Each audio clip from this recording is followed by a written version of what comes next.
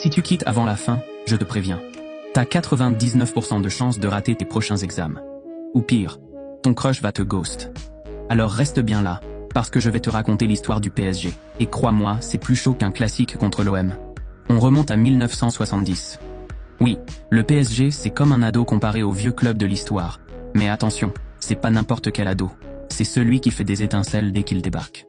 Tout commence avec un rêve. Paris, la capitale de la mode et de l'amour. Mais zéro grand club de foot. Sérieux? Fallait y remédier. Et bim, le PSG naît. Au début, c'est galère. Genre vraiment. Des défaites, des critiques. Mais en 1974, ils montent en première division.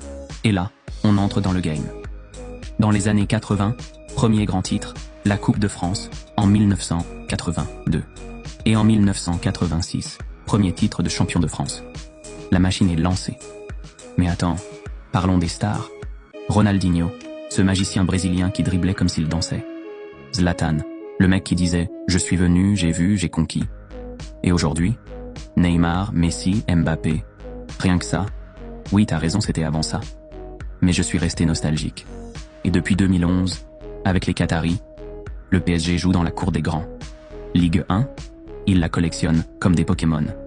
Champions League? Ok, pas encore gagné. Mais chaque saison, c'est de plus en plus chaud. Alors voilà.